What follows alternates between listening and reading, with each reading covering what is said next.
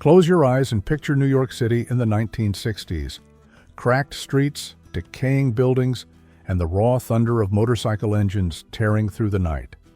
These were the first biker gangs to claim the city as their own, riding through the Bronx, Brooklyn, and Manhattan when New York was close to collapse. This is the story of the crews that ruled the streets before anyone else did. Before the Hells Angels ever set foot in New York, there was another club holding down the streets. They called themselves the Aliens. Operating out of New York City throughout the 1960s, the Aliens were one of the original outlaw clubs on the East Coast. They rode hard, they lived hard, and they answered to no one. But in 1969, everything changed. The Hells Angels came calling from California, looking to establish a presence on the East Coast, and the Aliens made a decision that would change New York motorcycle history forever. On December 5, 1969, the Aliens patched over to become the first official Hells Angels chapter in New York City. Their leader, a man named Sandy Alexander, would go on to become one of the most influential figures in East Coast biker culture. The Aliens may have disappeared from history, but their legacy lives on in every Hells Angels patch that has ever been worn on the streets of New York. The year was 1962. The Bronx was burning, both literally and figuratively. And in the middle of all that chaos, a group of black riders came together to form something that would last for generations. The Black Falcons are one of the oldest black motorcycle clubs in New York City history. Founded in the Bronx over 6 decades ago, they represent a side of biker culture that rarely gets talked about but has always been there. While the mainstream media focused on clubs like the Hells Angels, the Black Falcons were building their own legacy.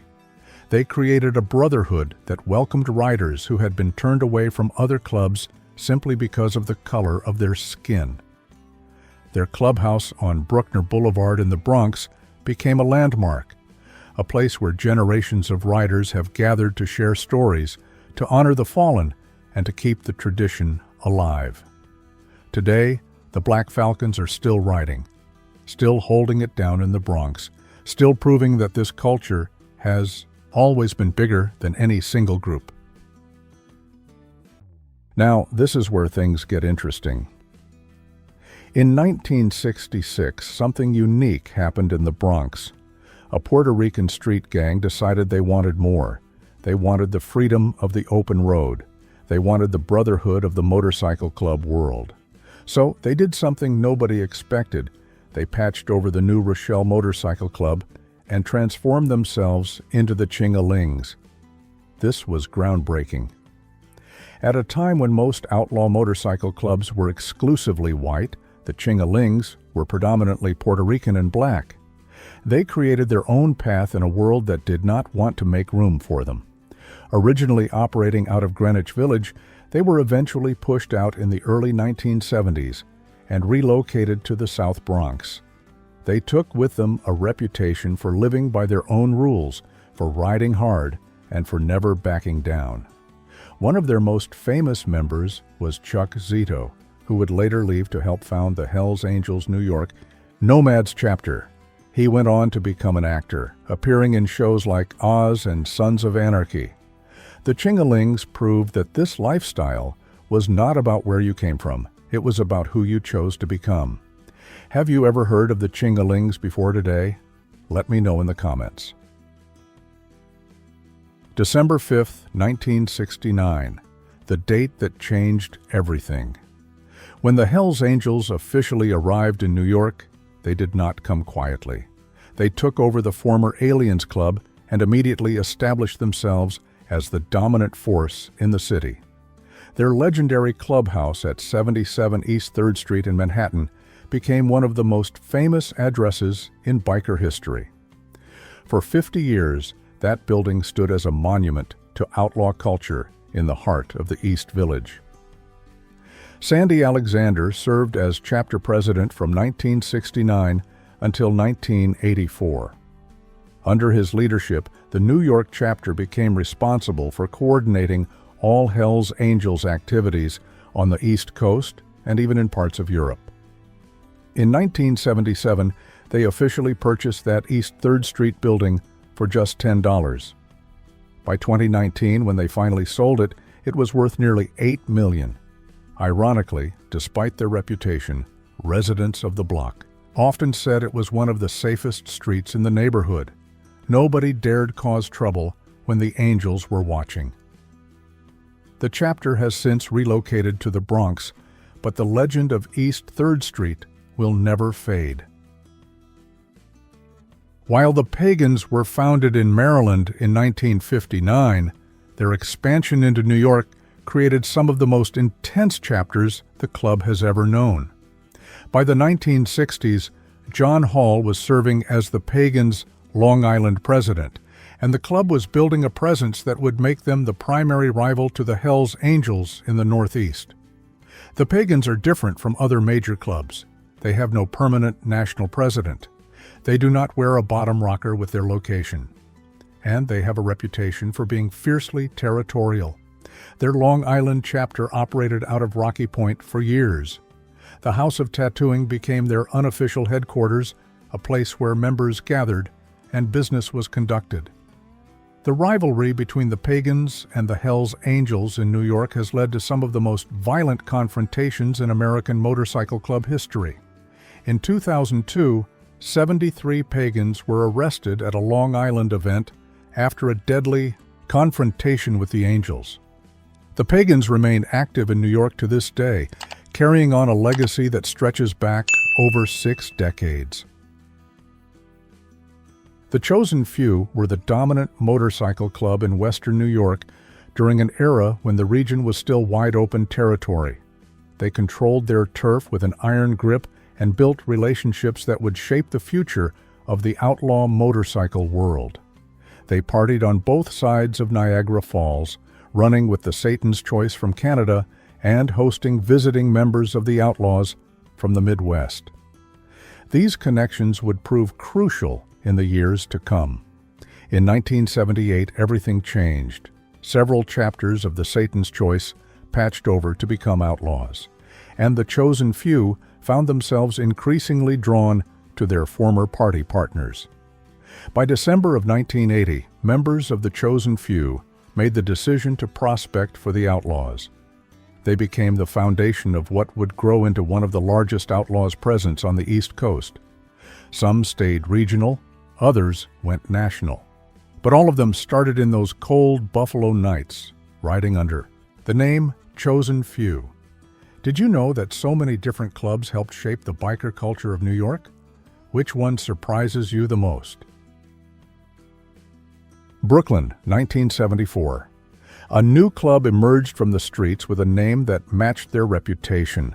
The Unknown Bikers built their foundation in one of the toughest boroughs in America. They established multiple clubhouses across New York State and developed a reputation for being exactly what their name suggested: unknown until you cross them. In 2016, they made national headlines when approximately 100 members surrounded a Hells Angels clubhouse on Long Island, following a dispute over patches. Anyone willing to confront the Angels directly is not a group to take lightly. The Unknown Bikers remain one of the most mysterious clubs in New York. They prefer it that way. Though the Diablos were founded in San Bernardino, California in 1961, their alliance with New York clubs created a bridge between the coasts that still exists today. The Diablos became close allies with the Chingalings, forming one of the strongest partnerships in the East Coast motorcycle world. Photos from the era show Diablos members meeting with Chingaling nomads, a brotherhood that crossed geographic and cultural lines. Their founder, Jack Baltus, was actually from Connecticut.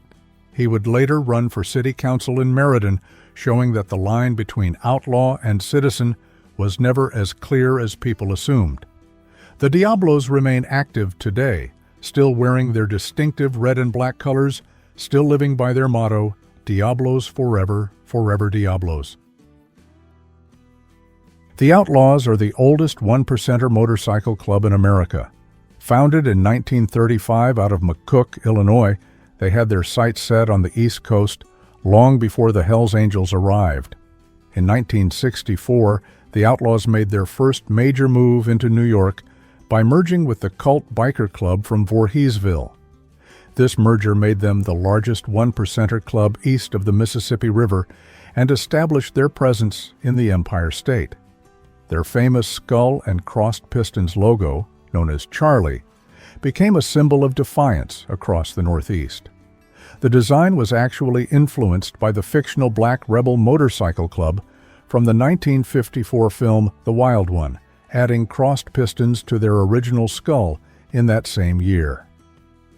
In 1963, the Outlaws became the first club east of the Mississippi to wear the one-percenter diamond patch. They were declaring to the world exactly what they were. Today, the Outlaws have chapters across New York State, from Buffalo to the Southern Tier.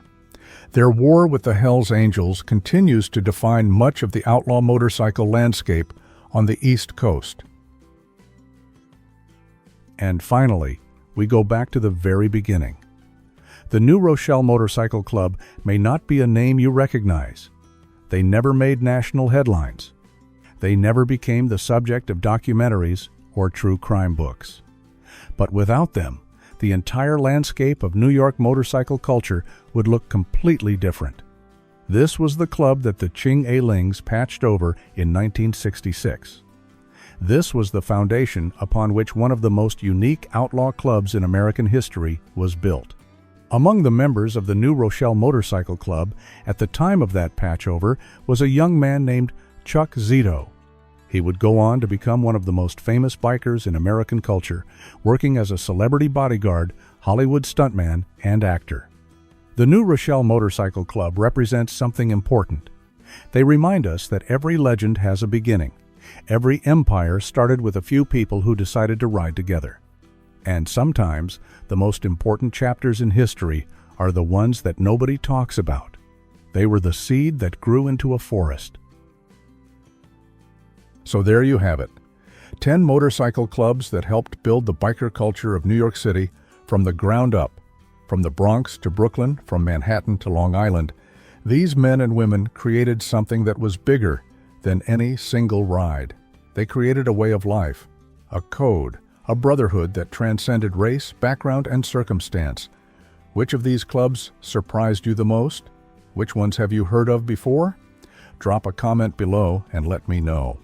And if you learned something new today, make sure to subscribe and turn on notifications because we have a lot more stories to tell.